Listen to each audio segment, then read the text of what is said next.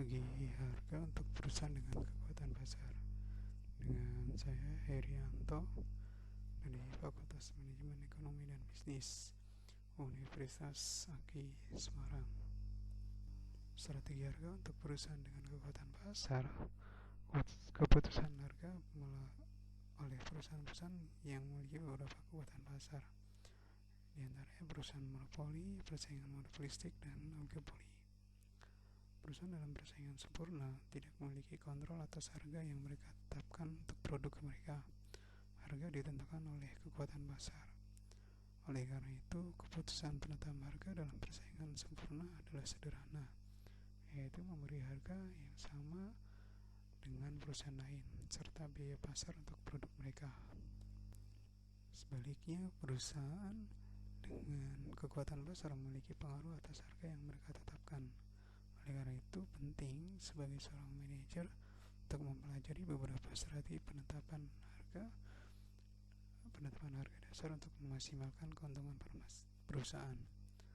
Saran praktis yang dapat digunakan untuk menerapkan strategi harga tersebut biasanya menggunakan informasi yang tersedia bagi manajer. Sebagai contoh, melihat bagaimana seorang manajer dapat menggunakan informasi publik yang tersedia tentang elastisitas permintaan untuk menentukan kenaikan, memaksimalkan laba digunakan untuk menetapkan harga produk. Keputusan harga optimal akan bervariasi dari perusahaan ke perusahaan tergantung pada struktur pasar yang mendasari industri dan sarana yang digunakan, seperti iklan yang tersedia. Dengan demikian, kita akan mulai dengan strategi penetapan harga dasar perusahaan digunakan dalam monopoli, persaingan monopolistis, dan oligopoli untuk menetapkan harga yang memaksimalkan keuntungan. Kemudian akan mengembangkan strategi harga yang lebih canggih yang memungkinkan perusahaan untuk mengekstra keuntungan yang lebih besar. Strategi harga dasar dilihat dari tinjauan dari peraturan dasar profit maksimal. Perusahaan-perusahaan dengan kekuatan pasar menghadapi permintaan miring ke bawah untuk produk mereka. Ini berarti bahwa dengan pengisian harga yang lebih tinggi, perusahaan mengurangi jumlah itu akan menjual. Dengan demikian ada tren perubahan antara menjual banyak unit dengan harga rendah dan menjual hanya beberapa dengan harga tinggi. Manajer perusahaan dengan saldo kekuatan pasar dalam dua kekuatan ini output ditetapkan pada titik di mana penerimaan marginal atau MR sama dengan biaya marginal atau MC. Harga memaksimalkan laba adalah harga maksimum per unit bahwa konsumen akan membayar untuk tingkat output. Untuk strategi harga dasar, sebuah aturan harga sederhana untuk monopoli dan persaingan monopoli.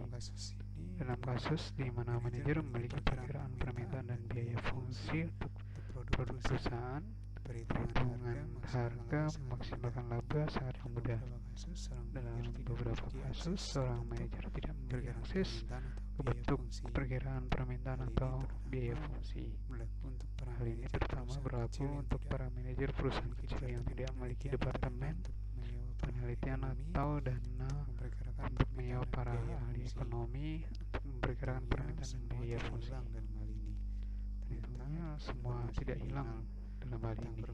Ternyata diberi informasi minimal tentang permintaan dan biaya, manajer dapat melakukan pekerjaan terbaik untuk menentukan apa harga untuk biaya untuk suatu produk. Secara khusus, sebagian besar manajer memiliki perkiraan pasar dari biaya marginal dari setiap item yang dijual. Misalnya, manajer sebuah toko pakaian tahu berapa banyak toko membayar pemasok untuk setiap celana jeans, dan tentunya memiliki informasi mentah tentang biaya marginal menjual jeans. Strategi harga dasar dengan sebuah aturan harga sederhana untuk oligopoli model beberapa perusahaan di pasar lagi poli model Cornot, ada beberapa perusahaan di pasar baik punya konsumen dibedakan antara memiliki menghasilkan produk baik di bidang bersaing percaya hasil yang tetap, dan setiap perusahaan jika perubahan output percaya hasil yang maksimalkan keuntungan seorang manajer dari sebuah perusahaan memaksimalkan keuntungan poli menghasilkan, dan sebuah perusahaan dapat marginal sama dengan biaya poli menghasilkan di mana pendapat kita juga melihat bagaimana menghitung harga memaksimalkan keuntungan, dan kuantitas diberikan informasi tentang permintaan dan kurva biaya. Ingat bahwa filter ini membutuhkan informasi lengkap tentang permintaan dan biaya dari seluruh perusahaan dalam industri yang runtaan industri dan dari seluruh perusahaan. Oleh karena fakta bahwa pendapatan marginal dari perusahaan pendapatan tergantung pada output yang dihasilkan oleh semua perusahaan di pasar besar yang dihasilkan solusi didasarkan pada persimpangan fungsi Rex.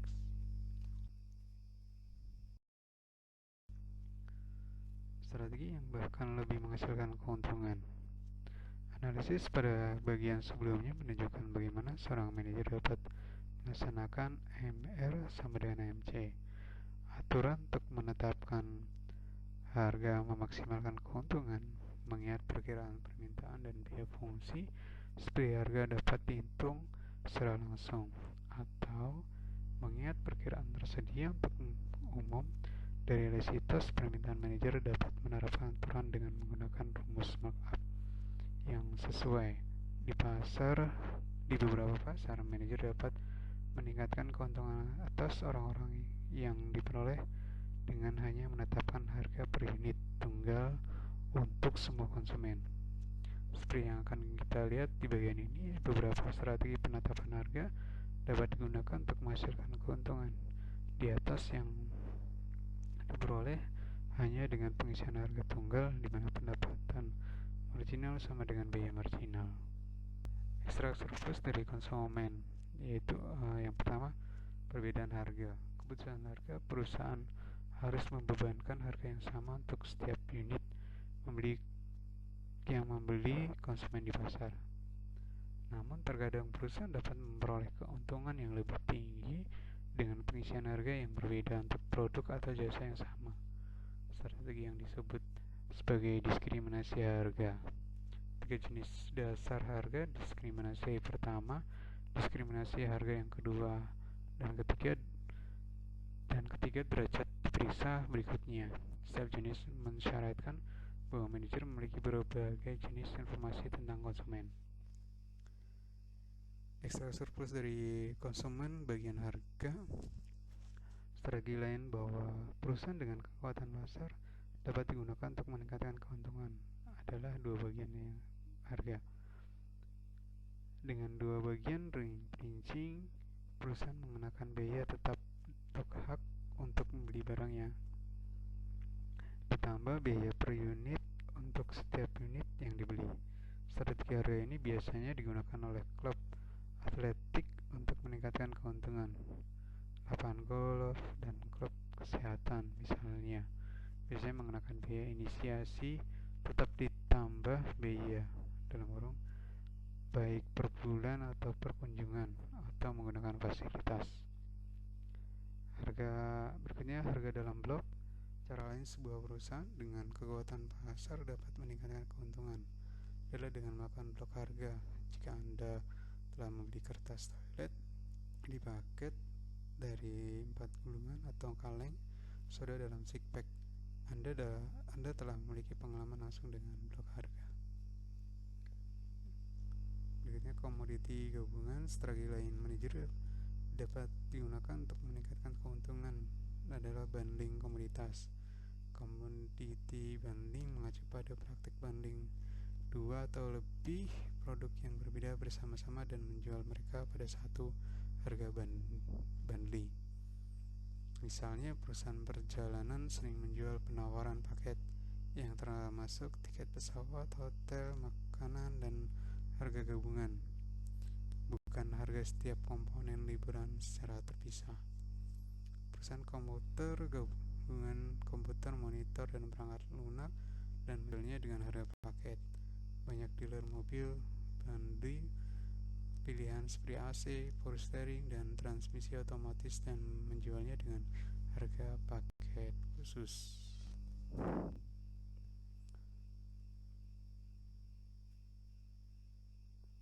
Strategi harga untuk biaya khusus dan struktur permintaan.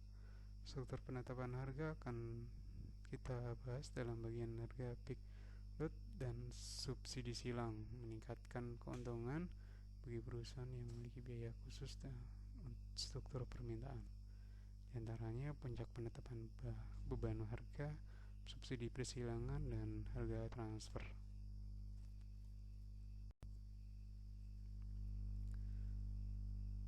Yang pertama, penetapan beban harga. Banyak pasar memiliki periode di mana permintaan tinggi dan periode di mana permintaan rendah, seperti jalan tol cenderung memiliki lebih banyak lalu lintas pada jam sibuk daripada waktu lain.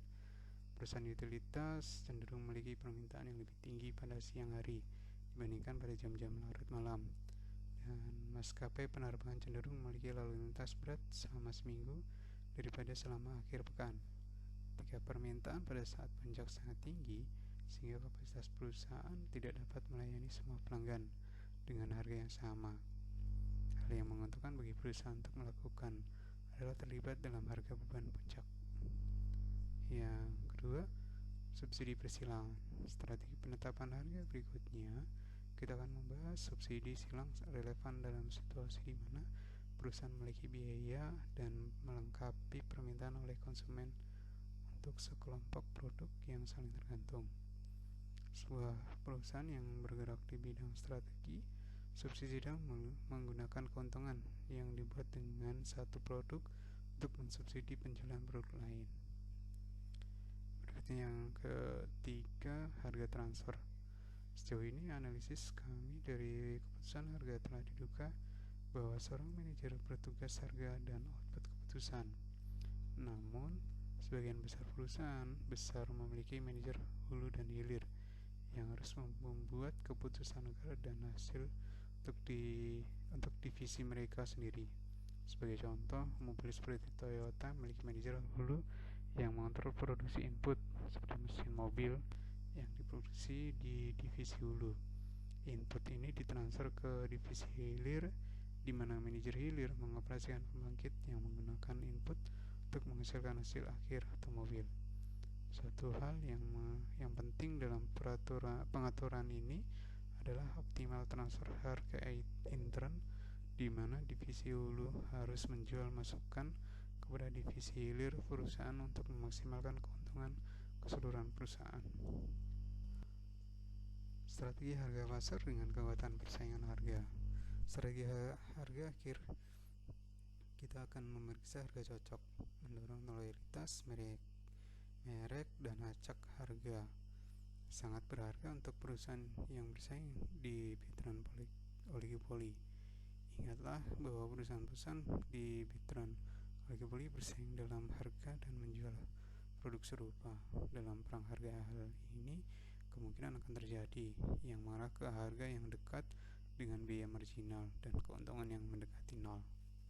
Sedangkan strategi harga dibahas dalam bagian ini dapat digunakan dalam situasi selain bertren oligopoli. Mereka sangat berguna untuk mengurangi perang harga yang sering terjadi di pasar seperti itu. Strategi harga pasar dengan kekuatan persaingan harga. Yang pertama, menyesuaikan harga, mendorong loyalitas merek dan harga acak. Yang pertama, penyesuaian harga. Ketika dua atau lebih perusahaan bersaing dalam homogen produk oligopoli, kesetimbangan NAS adalah untuk setiap perusahaan untuk mengisi biaya marginal dan mendapatkan keuntungan nol. Namun, jika permainan ini jauh diulang, perusahaan dapat mempertahankan hasil kolusi dengan mengadopsi strategi pemicu yang menghukum saingan yang menyimpang dari harga tinggi. Dalam permainan jauh diulang, terancam hukuman di masa depan jika perusahaan menipu pada perjanjian kolusi dan ini dapat menyebabkan situasi di mana perusahaan-perusahaan berakhir pengisian harga tinggi.